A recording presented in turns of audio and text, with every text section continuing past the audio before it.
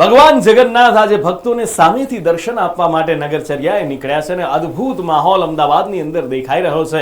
એ રથ ઉપર સવાર થઈને જ્યારે ભાઈ અને બહેનની સાથે ભગવાન જગન્નાથ નીકળ્યા છે, અદ્ભુત નજારો દેખાઈ રહ્યો છે અને અમદાવાદના શહેરના રાજમાર્ગો પર ગલીએ ગલીએ એક જ નાદ સંભળાઈ રહ્યો છે, જય જગન્નાથ, જય રણછોડ, માખણ ચોર। અને ગજરાજની આગેવાનીની અંદર જ્યારે આ નગરયાત્રા નીકળી હોય, પ્રીતિ પણ મારી સાથે સ્ટુડિયોની અંદર છે। પ્રીતિ, ગજરાજની સાથે જ્યારે આ નગરયાત્રા નીકળે છે, ગજરાજની આગેવાનીમાં નીકળે છે, ગજરાજનું પણ અનેરું મહત્વ છે। જ્યારે બધી જ પરિસ્થિતિઓ વિપરીત થઈ જાય, જ્યારે બધી જ પરિસ્થિતિઓ એમ કહેતી હોય કે આ નગરની ભગવાન જગન્નાથની નગરયાત્રા અમે નહીં થવા દઈએ, ત્યારે ગજરાજ કહે છે કે મારો નગર, મારો જગતનો નાથ યાત્રા એ તો દર્શન આપણે કરાવ્યા, સાથે સાથે બહેન સુભદ્રાના હવે કરાવ્યા ભાઈ બલભદ્રના દર્શન કે જ્યાં લોકો દર્શન કરવા માટે કે જ્યાં દૂર દૂરથી આવી રહ્યા છે। ત્યારે જગન્નાથજીની આ રથયાત્રા કે તેમાં બલભદ્રજીનો રથ કે જે સૌથી પહેલા લઈ જવામાં આવશે અને તેની સાથે સાથે ઘરે બેઠા અમે આપણે દર્શન કરાવી રહ્યા છે। તમામ જે ખલાસીઓ છે જય રણછોડ માખણ ચોરના નાદ સાથે આ રથને ખેંચશે, ત્યારે તેમની સાથે જ વાતચીત કરીશું કે આખરે કેટલા વખતથી તેઓ અહીંયા આવી રહ્યા છે અને કેવી રીતે, કેટલા વખતથી આપ રથ ખેંચવા આવો છો? અમે અત્યારે મારી 45 વર્ષની ઉંમર છે, હું છેલ્લા 25 વર્ષથી રથમાં આવું છું। ખલાસી ભાઈઓ અને બધાને બહુ મજા આવે છે। આજે રથયાત્રામાં બધા અમારા 1500 જેટલા ખલાસી ભાઈઓ એક એક રથમાં જોડાયા। કેટલી ખુશી થાય જ્યારે ભગવાનને તમારે ખેંચીને લોકો સુધી લઈ જવા? અમને બહુ બધો આનંદ થાય છે। આજે 20-22 કિલોમીટરની રથયાત્રા અમે ભગવાનને ફરાઈએ છીએ, અમને બહુ આનંદ થાય છે, બહુ ખુશી થાય છે। જય જગન્નાથ। એક રથ પાછળ 400 હોય છે ખલાસી, જે અહીંયાથી સરસપુર ને સરસપુરથી જમાલપુર લઈ આવે, તો એ કેવી રીતે વ્યવસ્થા બેસાડેલી છે? અમે લોકો અમારી ટીમ હોય છે, પહેલા અહીંથી ગોળ લીમડા સુધીની ટીમ, ત્યાંથી ખાડિયાની ટીમ, ત્યાંથી સરસપુરની ટીમ, એમ અલગ અલગ ટીમ બનાવીને બધા ખેંચીએ છીએ। અલગ અલગ ટીમ બનાવીને રથ ખેંચવામાં આવે છે। કુલ એક રથ પાછળ 400 જેટલા જે ખલાસી હોય છે, જે જય રણછોડ માખણ ચોરના નાદ સાથે લઈ જાય છે રથને અને લોકો સુધી ભગવાનને પહોંચાડે છે। અહીંયાથી શરૂઆત થાય છે અમારું રથયાત્રાનું। ખલાસીઓનું એટલું માન છે કે આ રથયાત્રા અમારું શરૂઆત તહેવાર અહીંયાથી થાય છે, એ પછી અમારી દિવાળી જ કહેવાય આને, અને અમારી આ 4થી 5મી પેઢી છે અને ખલાસીઓનું આ ગૌરવ છે। બિલકુલ, એટલે આ ફિક્સ હોય છે કે કોણ આવશે આ રથ ખેંચવા માટે? બધું ફિક્સ જ છે, દરેક બધા યુવાની દરેક બધા આવી શકે, ખલાસી બધા અત્યારે સપોર્ટમાં છે। દરેક રથમાં મિનિમમ 400 થી 500 ખલાસી હોય છે। કેટલો આનંદ થાય જ્યારે ભગવાનને લોકો સુધી પહોંચાડે? આનંદ તો એટલો બધો છે કે લોકો પરદેશથી બી અહીંયા આવે છે અને 4 ગામમાંથી અહીંયા આવે છે, એટલે લોકોને આનંદ વિભોર થઈ જાય છે। લોકો ખૂબ આનંદ છે કેમ કે 4 પેઢી સુધીના લોકો કે જેમણે રથ ખેંચ્યા છે અને હજી પણ તેઓ આ કામ સાથે જોડાયેલા છે ને તેમના માટે કામ નથી, આ દિવાળી જેવો તહેવાર છે। કેમેરા પર્સન વિજય સાથે જ્યોતિ પટેલ, અમદાવાદ।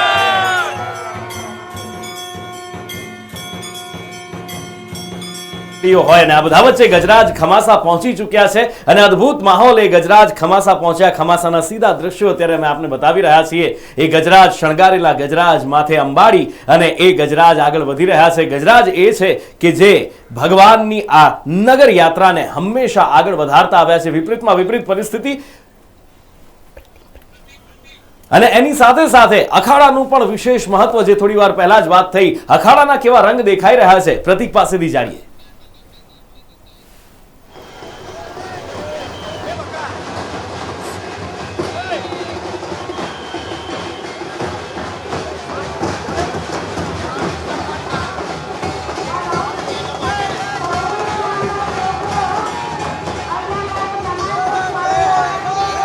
નુપુર ભગવાન જગન્નાથજીની રથયાત્રાની શરૂઆત થઈ ચૂકી છે અને ભગવાન જગન્નાથજીની રથયાત્રામાં ટેબ્લો પ્રસાર થયા બાદ હવે ભગવાન જગન્નાથજીના મંદિર પરિસરની બહારથી અખાડા પ્રસાર થઈ રહ્યા છે અને અખાડામાં યુવાનો છે તે પોતાના અવનવા કર્તવ્ય બતાવીને લોકોનું મનોરંજન કરી રહ્યા છે। લગભગ 30થી વધુ અખાડા આજે ભગવાન જગન્નાથજીની 147મી રથયાત્રામાંથી પોતાના અલગ અલગ નવા કર્તવ્ય બતાવી રહ્યા છે અને લોકોનું મનોરંજન કરી રહ્યા છે।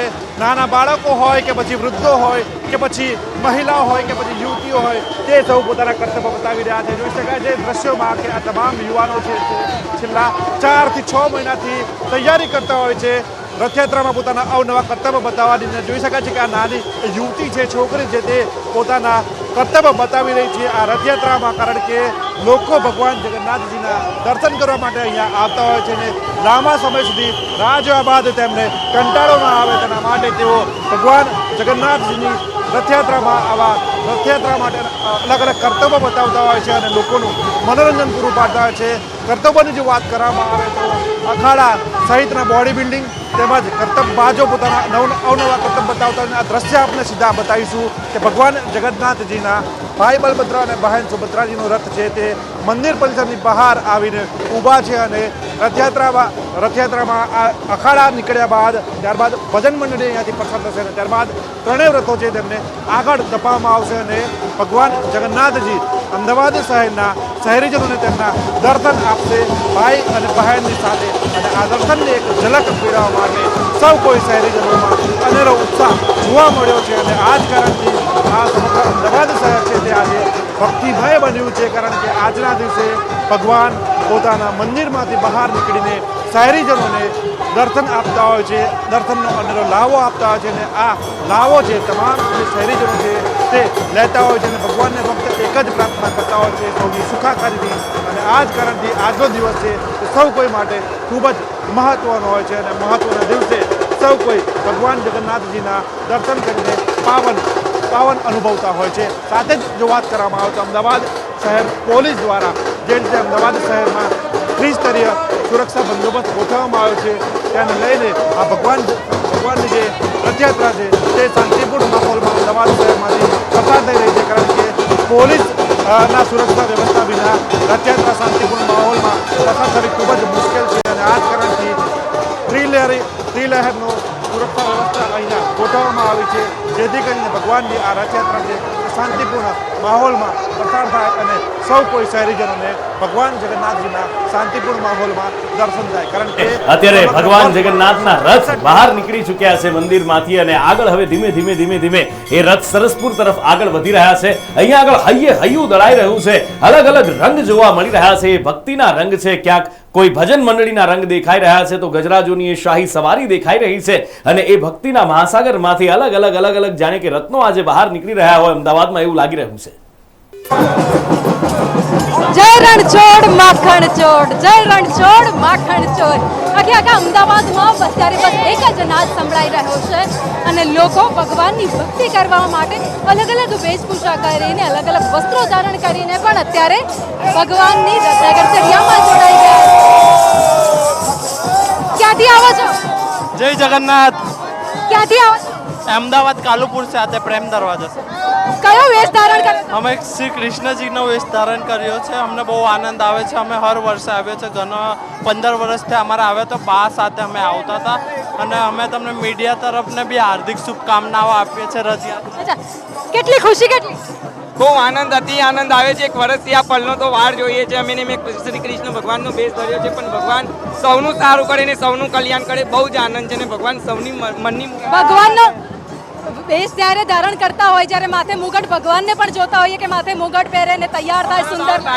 અમને બહુ બાર ભાગ છે અમારા કે ભગવાને અમને એમનો ભેસ ધારણ કરવાનો અવસર આપ્યો છે. ભગવાન અમે એમના બહુ મોટા બહુ એહસાનમંદ છે એ કે ભગવાને અમને એમનો ભેસ ધારણ કરવાનો અવસર બહુ મોટો. શું કહેશો? 12 મહિના આપણે ભગવાનના દર્શન કરવા જતા હોઈએ છીએ અને આ 12 મહિનામાં એક દિવસ એવો હોય છે કે ભગવાન સામેથી આપણને દર્શન કરવા માટે નીકળતા હોય છે, નગરચર્યાએ નીકળતા હોય છે. આજે હું ભગવાનના રાજા વેશમાં નગરચર્યાએ એમને સાથે લઈને હું ફરવા નીકળી છું. ભગવાન કાનાને જાતે લઈને એ લોકો નગરચર્યાએ નીકળ્યા છે. ભગવાનના લાડ લડાવી રહ્યા છે, કાનાના લાડ લડાવી રહ્યા છે, કારણ કે આજનો આ દિવસ છે, અષાઢી બીજનો આ દિવસ છે, જ્યારે કાનો પોતે જગતનો નાથ પોતે દર્શન આપવા માટે નગરચર્યાએ નીકળે છે. કેમેરામેન નરેશ વાઢેર સાથે ભાવિની ડબગઢ, સંદેશ ન્યૂઝ, અમદાવાદ.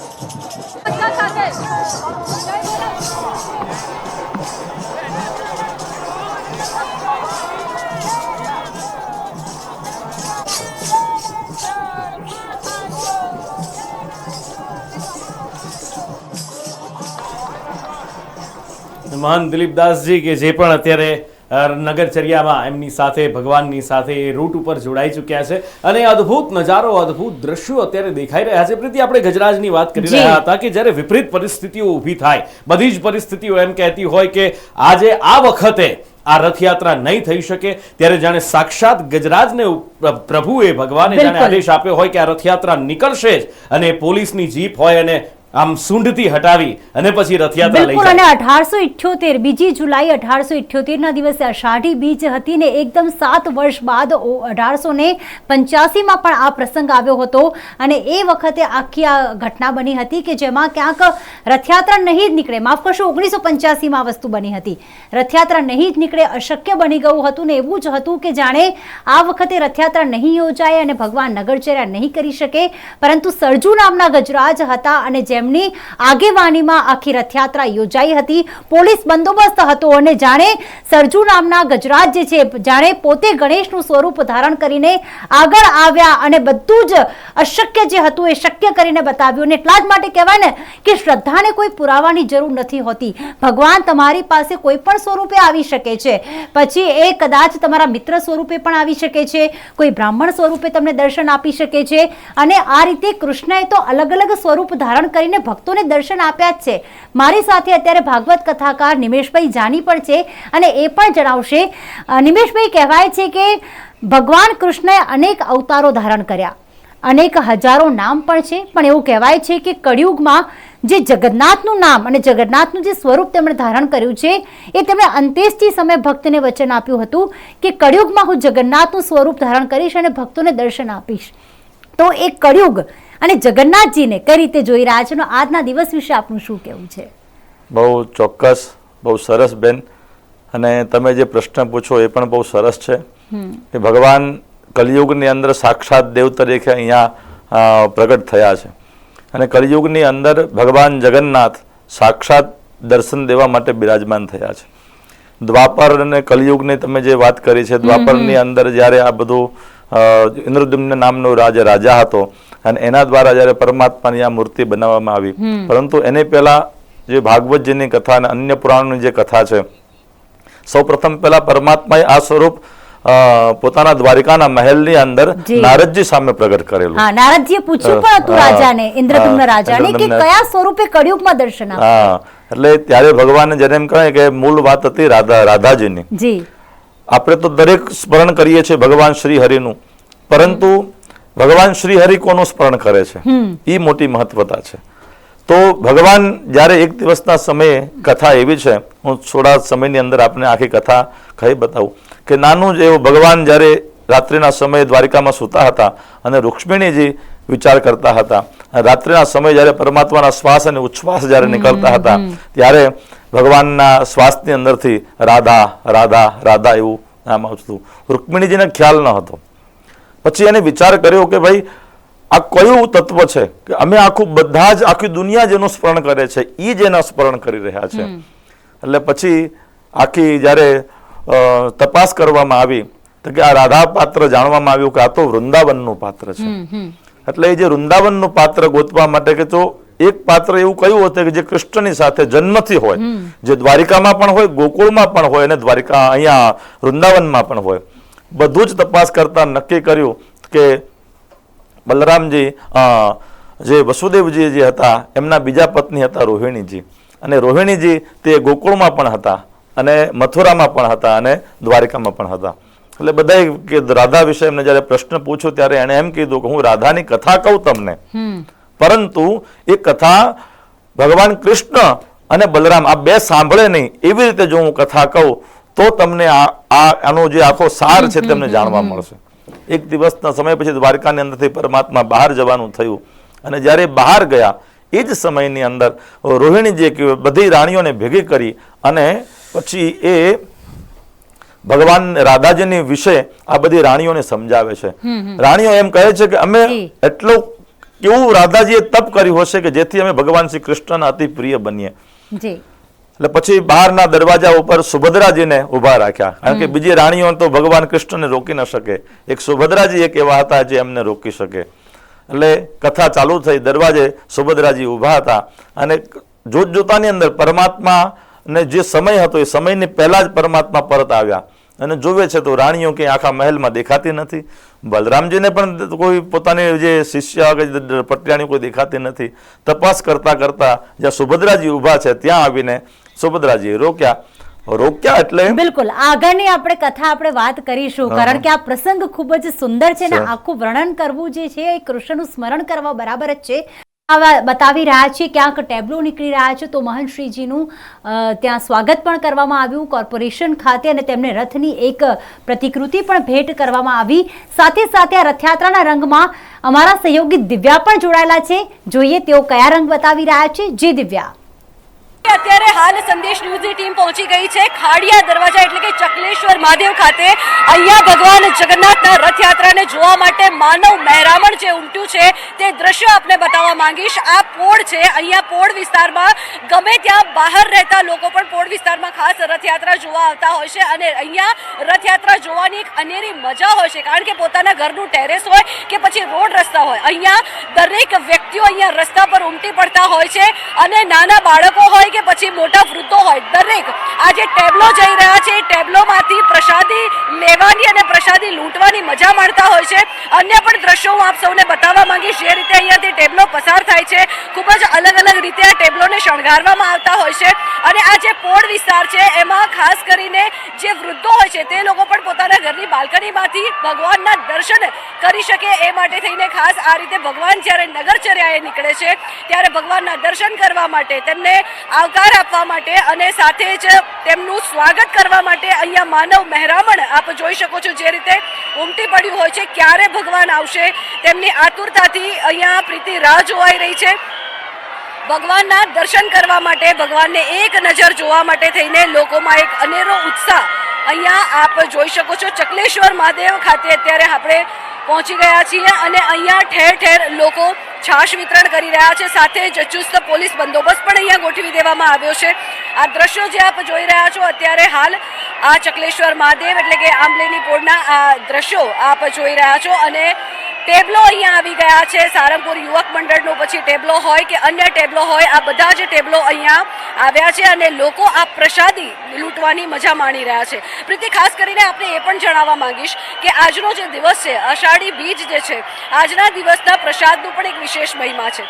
કહેવાય છે કે આજના દિવસથી જાંબુ ભગવાનને જે અતિ પ્રિય છે તે આજના દિવસે ભગવાનને ધરાવવામાં આવે છે અને ત્યારબાદ સિઝનનું ફળ એટલે કે જાંબુ આજથી લોકો પ્રસાદી તરીકે સ્વીકાર કરતા હોય છે અને એટલા માટે જ અહીંયા જે અનેક ટેબ્લો છે એ બધા જ ટેબ્લોમાં મગ અને જાંબુની પ્રસાદી હોય છે જે લોકો અહીંયા ઠેર ઠેર લેતા હોય છે અને અનેરો ઉત્સાહ પણ અહીંયા લોકોમાં જોવા મળી રહ્યો છે. ખાસ કરીને આ દ્રશ્યો આપ જોઈ રહ્યા છો આ ચકલેશ્વર મહાદેવના આ દ્રશ્યો જે ટેબ્લો અહીંયાથી એક બાદ એક પસાર થઈ રહ્યા છે આ બધા જ ટેબ્લોના પ્રસાદી માટે લોકોમાં અહીંયા એક આતુરતા છે. ખાસ કરીને આ જે ટેબ્લો આપ જોઈ શકો છો અનેકો સંખ્યા અહીંયા જોવા મળી રહી છે અને માનવ મહેરામણ જે અહીંયા ઉમટ્યું છે હૈયેથી હૈયું દળાય તેવી પરિસ્થિતિ અને લોકો ખૂબ જ હર્ષો ઉલ્લાસ સાથે ખૂબ જ આનંદ સાથે અહીંયા બિલકુલ ઝંખના આપે ખૂબ જ સુંદર વાત કહી છે. જાંબુ કે જે આજથી ખાવાની શરૂઆત કરવામાં આવે છે અને મગનો પ્રસાદ પણ ધરાવવામાં આવે છે અને કહેવાય ને કે મગ ચલાવે પગ. આજે રથયાત્રામાં ભક્તો કહેવાય ને કે ચાલી ચાલીને અને ભગવાનના દર્શન કરી રહ્યા છે તે થાકે નહીં એટલા માટે આ મગનો પ્રસાદ અર્પણ કરવામાં આવે છે.